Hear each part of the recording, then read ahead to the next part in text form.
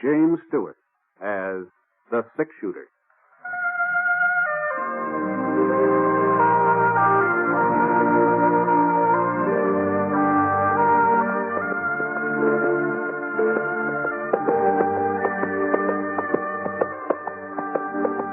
The man in the saddle is angular and long-legged. His skin is sun-dyed brown. The gun in his holster is gray steel and rainbow mother-of-pearl, its handle unmarked. People call them both the six-shooter. Coleman, America's leader in modern automatic home heating equipment, and the National Broadcasting Company present James Stewart as the six-shooter, a transcribed series of dramas based on the life of Britt Ponset, the Texas plainsman who wandered through the Western Territories, leaving behind a trail of still-remembered legends. Now, in just a moment, immediately following this important announcement, you'll hear Act One of The Six-Shooter. In a few years, our public schools will be as behind the times as the Little Red Schoolhouse. And it's estimated that by 1956, there will be some 7 million more children in elementary schools than there are now. More equipment will be needed. And above all, more elementary school teachers. To help assure your child a proper education, join and work with local groups and school boards. And for free information about how people in other communities are improving their schools, write to this address. National Citizens Commission for the Public Schools, 2 West 45th Street, New York 19, New York. Now, Act One of The Six-Shooter, starring James Stewart.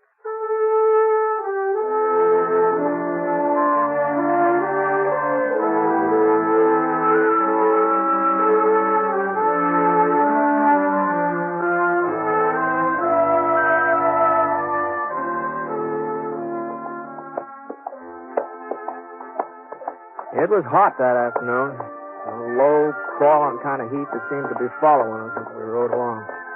The sun hadn't come out in the morning, but about noon it pushed through the clouds. Boy, it was hot. By 4 o'clock, when it should have been cooling off, it seemed hotter than ever. We still had about 15 miles to go before we'd hit Lead Creek. That was where I figured on getting a job helping lay track on that new spur line to Salt Lake City. I nudged Scar on the flank, and we headed down a little gully. His ears pricked up, and he jerked his head. I wasn't sure whether he'd heard something or just sensed it. You know, with a horse, it's pretty hard to tell where hearing leads off and sensing begins. Yeah, what's the matter, boy? Hey. And then I heard it, too. I wheeled Scar off the trail. Went about 20 yards before I saw him. He was lying in the shade of a yellow boulder in a clump of mesquite. A young fella, just lying there. He looked comfortable and relaxed like he was taking a siesta.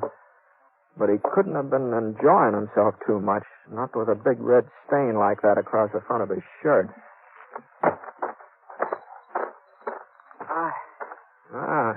What's the trouble? I had a little accident. Yeah, it looks that way. What happened? My horse threw me a couple hours ago. Must have landed on my gun. It went off. See, you haven't got any water, have you? Sure.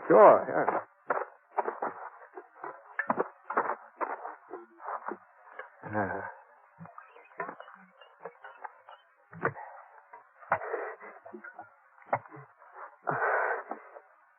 Thanks. Lucky you came by, mister. You're a stranger, ain't you? I'm just passing through. Yeah, I'm not much of a doc. Maybe I can fix a bandage for you for the time being. I already fixed one. Just my shirt tail. Don't seem to be doing much good. Oh, yeah, let me see if I can tighten it. Hold on now. You think you can ride? I don't know. You ain't seen my pony yet. Hello, with a half moon on his flank? No, I can't say I have. He'll have to run off. Oh, now, just don't worry about him. My horse will get us into Lead Creek. Lead Creek? Yeah, it's close to town, isn't it? Yeah, Yes, it is. Yeah. All right, now, let me give you a hand here. It ain't no use, mister. No, you gotta try. Now, just lean your weight on me. I'll never make it. Okay. That's it. There's a cabin past a mile or so west. I might be able to ride that far. Oh, that'd be better than staying here. Yeah. Now, I'm gonna lift your feet up. Now, that'll hurt plenty. But once you're in the saddle, you'll be all right. Now, here we go. There we are. I'll take it real slow. I'll walk alongside. There you are. Was it west, you said, huh? Yeah. I sure do appreciate this, mister. I sure want. He keeled over in the saddle. I managed to keep from sliding out and we started off. About 15 minutes later, I saw the cabin he'd been talking about. And it wasn't much more than a shack, only 2-3 rooms and a couple of acres of fenced-in pasture and a barn. I led Scar up to the front stoop and lifted the young fellow off. He was still unconscious, which was all of it good, of course. I carried him up to the front door and gave it a couple of kicks. Kicked again, and he sprung open. Anybody home? Hello?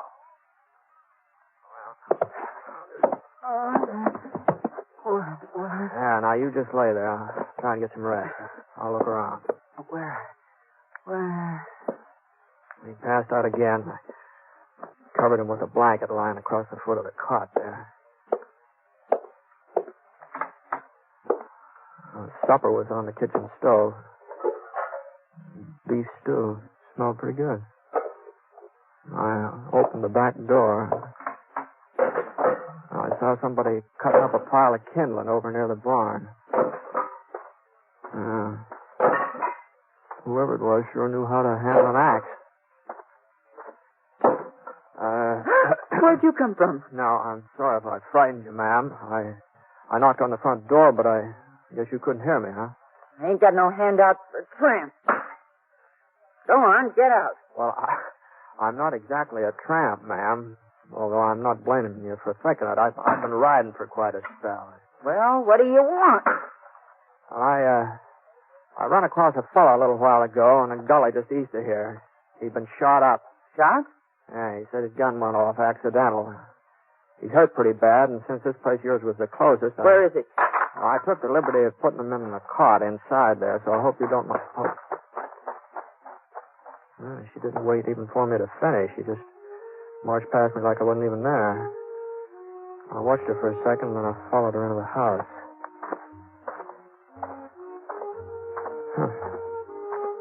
I'd never run into a woman exactly like her before.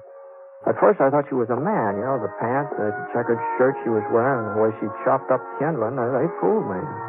She walked like a man, too. Stiff, square-shouldered. But her eyes, they were a woman's eyes, all right. Kind of soft and young and frightened. Yeah. The rest of her had been pretty as her eyes. She'd been a real fine-looking girl.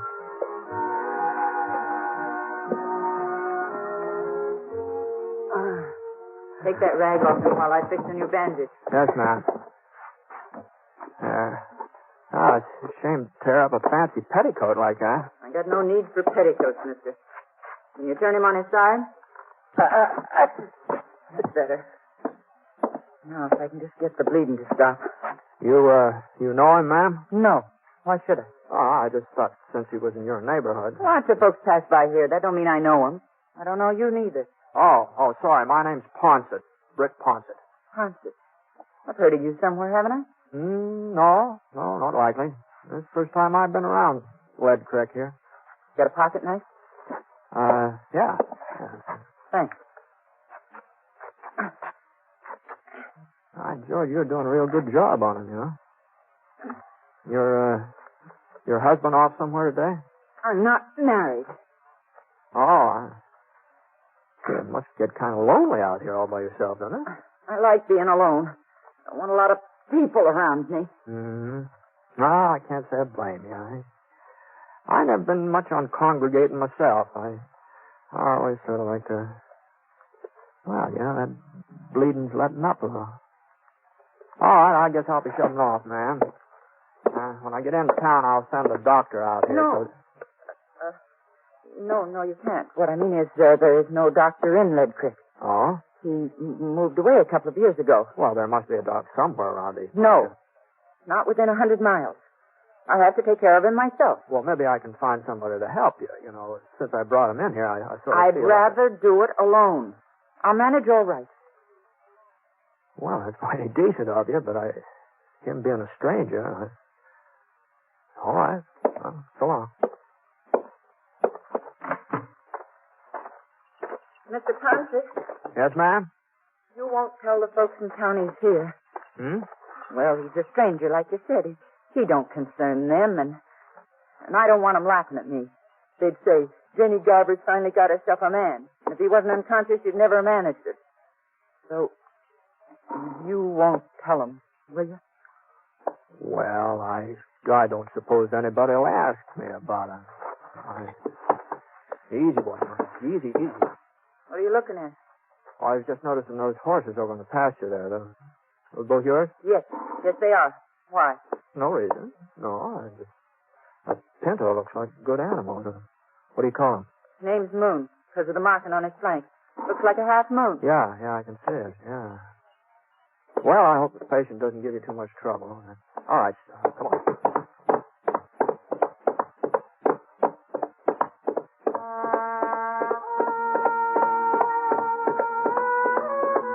The sun went down, but it didn't cool off much. Maybe when the moon came out, there'd be a little breeze. I've been riding for a couple hours since I left the cabin. Still had 5 or 6 miles to go before I hit Lead Creek. We were coming through a narrow canyon when I heard a little rustling sound. First, I thought maybe it was that breeze I'd been waiting for. The next thing I knew, I was behind a rock. I wasn't quite sure how I got there. I guess my legs sort of took over without me having to tell them what to do. You ain't got a chance, Ned. We're all around you. Come out from behind those rocks and keep your hands up. Well, I'd be glad to oblige, but I ain't Ned. Whoever he is. Hold it a minute, Sheriff. Oh. Well, looks like they made a little mistake, boys. You all right, mister? No serious damage, I guess. Well, sorry to bother you, but what are you doing out here anyway? Well, I was heading for town. I heard there might be some work on the new railroad. Thought I might sign up for a spell. Well, I guess they can always use another man. My name's York. Sheriff Jim York. I'm pleased to meet you, Sheriff. I'm Britt Ponset. Ponset? Fellow they call six-shooter? I didn't know you were in these parts. Boys, meet Britt Ponset. Britt, this is Sam Norval. Howdy. Tom Jackson. Harry Potter. Howdy. Britt's the man who brought in the Phoenix Kid. Kid had the drop on him, too, but he never got a chance to pull a trigger. At least, that's the way folks tell it. Yeah, well, between the doing and the telling, there's apt to be some exaggeration. Well, anyway, I'm sure glad we run into you tonight. That 6-gun of yours may come in handy. Oh? Yeah, we're looking for Ned Landy. That's who we thought you was at first. I figured something like that. Now, what's this Landy been up to? Trouble for the last 3 months. Hold up, couple of shooting sprees. Broke into Harry's bank last night and killed Harry's brother. I see. I've taken a posse after him before, but we always seem to lose him in these hills. We'll get him tonight, though. Picked up his trail this morning. Even spotted him for a minute or two on the far side of Devil's Canyon over in the trees. I got off a shot. Thought I'd hit him for sure. But I guess my aim was off. Anyway, he gave us a slip again. Oh, what's he look like? Oh, he's young, about 23, I'd say. Short, wiry, black hair, rides a pinto. Pinto, huh? Mm-hmm. You ain't seen him. Yeah, I guess I have. Yeah? Well, where was he? I left him at a cabin about 9 miles back. And, your aim was all right this morning, Sheriff. He's carrying a bullet in his stomach. Of course, he said he'd shot himself by accident. The only cabin out this way is Jenny Garber's. That's the woman. That's the woman who lived there. Well, come on, boys. Let's go. Ain't you coming too, Britt? Oh, no, you won't need any help, Sheriff. Landy's not likely to last long enough for you to get him into town, I don't think. Well, we'll get him in all right. Doc will see to that. The doc? What? But I understood there wasn't any... Sam, here's the doctor. See, That's what he's been claiming for the past 20 years. Yes. Just wait a minute, Sheriff. Just hold on. You know, I've changed my mind. I think maybe I will ride up there with you.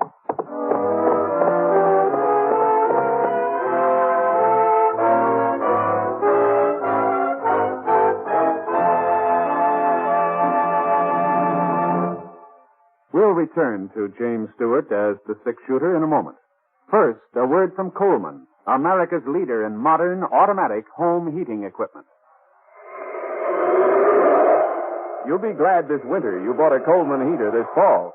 Yes, as you sit back in your easy chair, snug and comfortable, you'll be glad you bought a Coleman heater. You'll enjoy floor-to-ceiling warmth in those rooms you could never heat before. Get your Coleman oil or gas heater now during Coleman's big bonus sale. Here's what you get. First bonus, a new low price. Yes, now you can get a dependable Coleman automatic heater at a new low price. Second bonus, a new low operating cost. Coleman saves you up to 25% on heating bills because Coleman gives you maximum heat from your fuel. Third bonus, a 32-piece set of Libby's Safe Edge glassware worth $14. It's free with your new Coleman heater. Get 3 big bonuses. Get your Coleman oil or gas heater now during Coleman's big bonus sale. This sale is for a limited time only. So see your Coleman dealer tomorrow. You'll find his name and address in your telephone directory.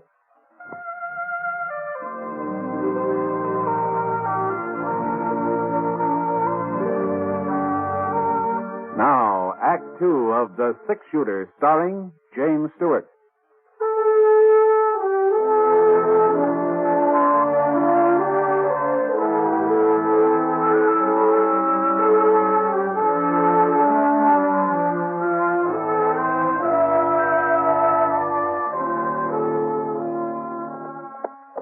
About an hour and a half after I met up with the sheriff, we came to a little stream trickling down the hill just off the trail. I'd missed it when I passed by before.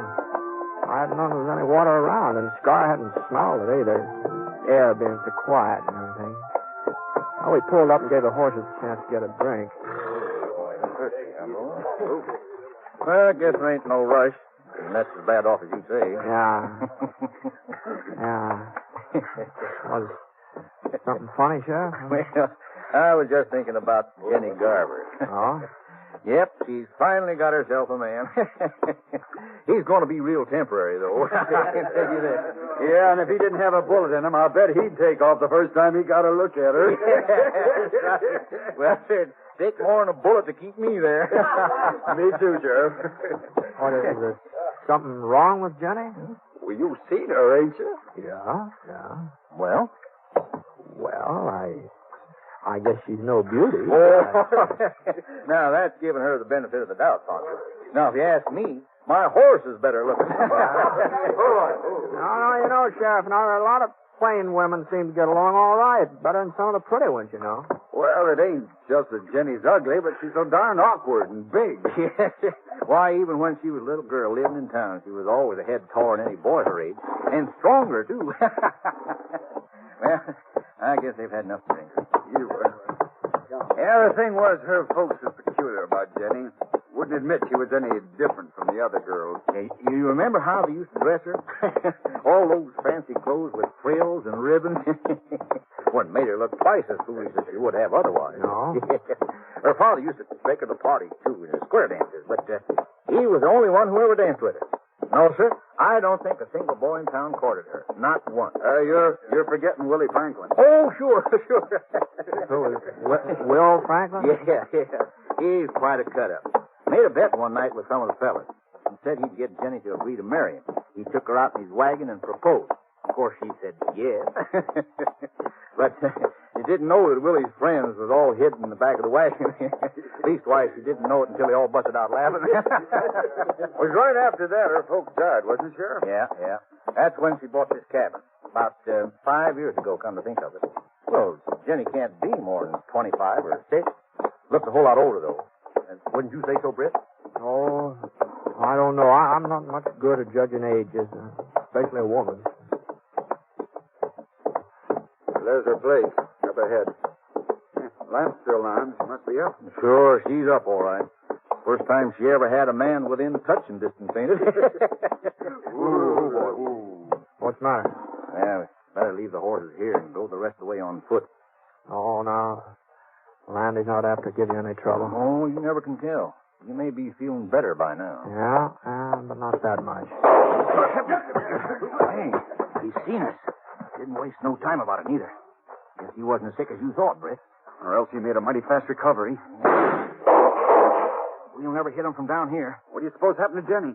I don't know. I've forgotten about her. He's probably got her half scared to death. Well, we'll have to rush him.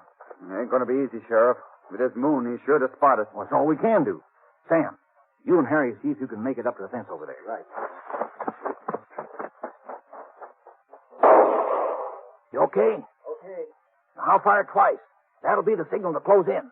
Now, hold on a minute, Sheriff. Just hold up here a minute. Now, if we go plowing up in front of that cabin, somebody's going to get hurt. Well, what's the matter, Ponset? You've been shot at before. Well, that doesn't mean exactly I like the idea. And besides, there's another way of getting in that door around back. And there are a couple of trees back there, too. Oh, no, he'll be watching the back door. That's no fool. I know, but it's worth a try, eh? All right, I'll go with you. Now, wait a minute. Now, you just let me go alone. One man ain't as apt to be seen. Now, you just keep firing. And if I ain't back in 5 minutes, well, we'll take him your way, huh? 5 minutes. We won't wait no longer.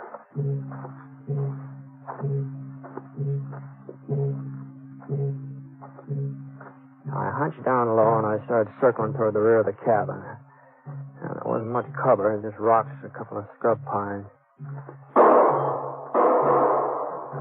Anyway, nobody was shooting at me yet. So far, nobody'd seen me. I come up along the side of the barn, and the back door was just ahead now. I still had about 20 yards to go. I ran forward, and my foot caught. I tripped over some of the kindling Jenny had stacked up there in the afternoon. I lay quiet for a minute. I just waited. It sounded to me like I'd made enough noise so they could hear it clear down Lead Creek. No, shooting wasn't in my direction. So I got up on my knees and I raced for the cabin. I opened up the door. I kept on going. And when I got into the living room, I saw I'd figured right. That was on the cot, just where I'd left him. Hadn't moved. It was Jenny who was doing the firing. She swung around. She pointed the revolver at me. Her eyes weren't soft, not anymore. You told him. You brought him here. I had to, Jenny. I would have taken him away as soon as he was well enough. Why couldn't you let us alone? That killed a man last night, Jenny. I don't care. I don't care what he does. As long as he needs me, I'll stand by him and help him. He needed a hideout, didn't he? He must have been staying here for some time, or his pony wouldn't have had enough sense to come back here with his own accord. They're going to start closing in, Jenny. You're not going to take him away from me. I won't let you. Ned likes me. He told me he likes me. And he's the first person who ever did. Give me your gun, Jenny. Even if it isn't true. Even if he didn't really mean it. He doesn't laugh at me like the others. He doesn't mind my looks. But he said I'd be an old maid. Even my mother said it. But I won't. Not now. Ned'll take me with it. He'll marry me. I know he will. Jenny, listen to me. Don't you understand? I can't let you take him away. No matter what. Not even if I have to. Killing me won't help in that. It's the only way I can keep him. I've got to stop you somehow. You and the others out there. Oh, there's no way you can keep him, Jenny. He's dead. What? Now turn around. Turn around, look. Now, I'm not trying to catch you off guard. Just turn around. He hasn't been breathing, not since I came in. Oh, he loves me. Ned loves me. All right, boys, come on in. You all right? Got him, huh, Britt? Oh, there he is. I might have known you'd take care of him. No, it wasn't me, Sheriff. It was you. Huh? Your bullet from this afternoon. Well, I'll be darned. I told you I was sure I'd hit him. Remember, Tom, I told you. Now, then how come he was able to hold us off just now? Well, he was a tough one to kill. He wouldn't give up. The strain of shooting at us must have finally finished him. Ain't that the way you figured, Britt? No, something like that. Well, what's the matter with her? little gunplay bother you, Jenny? Come on. Get a hold of it. It's all over now. Yeah, sure is funny how women are scared of gunfire. Every one of them. Even Jenny. Well, it just goes to show you that underneath, they're all pretty much alike. Yeah, I guess they are. Well,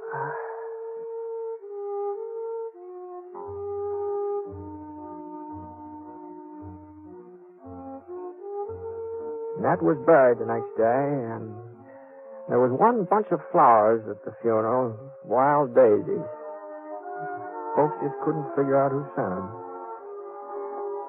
And, they tell me that it was right about then that Jenny Garver started acting different. Oh, I don't mean she got pretty or anything like that, but she did seem more confident. She just seemed a little more sure of herself. People said if they didn't know better, they'd swear that a man had something to do with the way she changed, but of course they all knew better.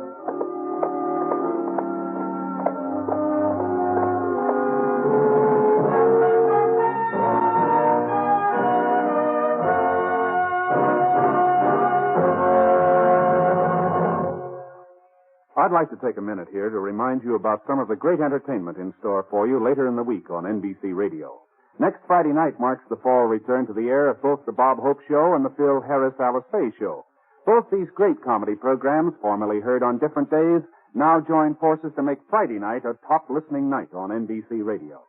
The new Bob Hope Friday night show will feature well-known guest artists, the music of Les Brown and his band of renown, and the vocal talents of lovely Margaret Whiting. And, of course, Bob will be in there delivering his rapid-fire topical humor. You'll find that the Bob Hope Show is most enjoyable listening each Friday night on NBC Radio.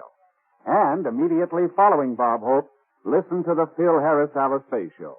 And Alice has her brother William to keep her informed of Phil's hilarious actions. Also in the talent-filled cast, you'll hear Julius Abruzio and little Alice and Phyllis. You'll hear wonderful comedy every Friday night beginning this Friday night on NBC Radio. Yes, for the best in Friday night radio entertainment, remember to tune where you hear the familiar three chimes for the Bob Hope Show and the Phil Harris-Alice Faye Show. Two great programs returning this Friday to NBC Radio.